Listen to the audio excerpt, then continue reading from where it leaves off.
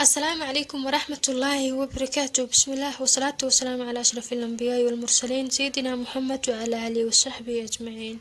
اللهم وفقنا لما تحب وترضى.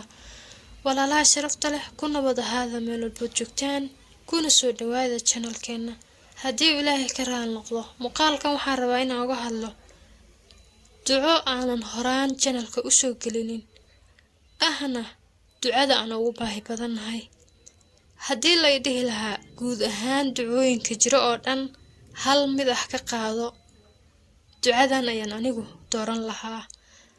idinkana waxaan rajeynayaa marka aan ducadan baranno haddii aad taqaano inaad ku camal fasho aad weligaa ka tagin, haddii aad aqoonin aad dadaal ku bixiso sidii aad ku baran lahayd kuna gaarsiin lahayd cid kastoo aad jeceshahay. sababtoo ah waa duco aan waxba ka tegin rasuulka sallallahu alayhi wasallam. ducadan sida uu soo warinayo xadiis saxiix ah weligiis kama uusan tegin. mar kale ayaan ku celinayaa ducadan ha fududaysanina. waa haddii aad doonayso adduun iyo aakhiraba sharaf, adduunyada inaad ahaato qof aan ceeb iyo caytooni loo helin, qof isku filan oo dadka waxba uga baahnayn, ruux uu ilaahay xaajooyinkiisa u gudo murugada qabatana uu ka dulqaado.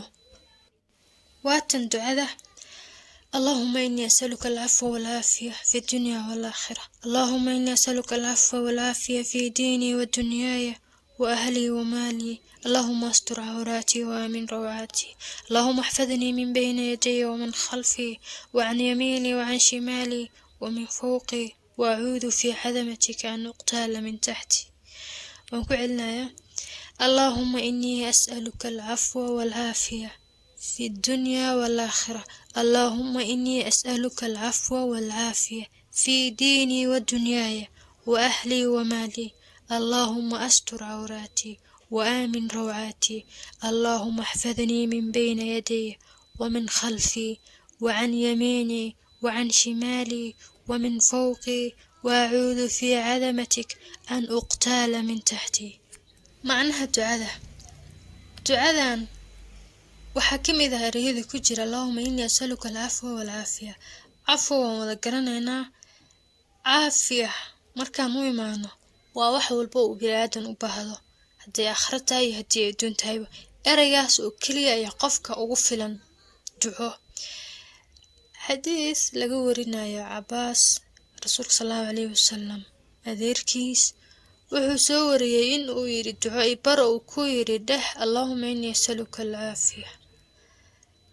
wuu yaraystay uu kusoo laabtay wuxuu ku yiri waxaan rabaa duco dheer oo wax badan ka hadlayso. markaas ayuu rasuulka sallallahu alayhi wasallam yiri ma jiraan wax ilaahay la weydiisto oo caafiya ka badan ama ka weyn. yacni waa erey koobayo wax loo baahan yahay oo dhan, hadday caafimaad tahay, hadday cafin tahay, hadday risq tahay, hadday janno tahay, yacni intaba ereygaas ayaa isku qaatay.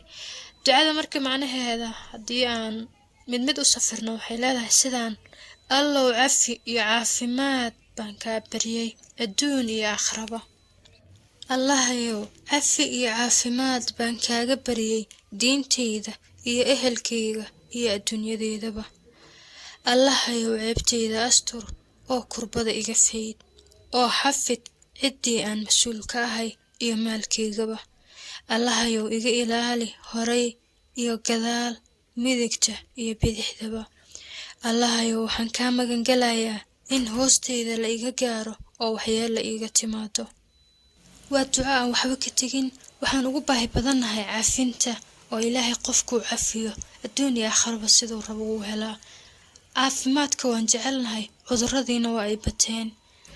ceebteena in la asturo waa wax maanta aad iyo aad loogu baahan yahay, laakiin dad badan oo naga mid ah kuma ducaystaan.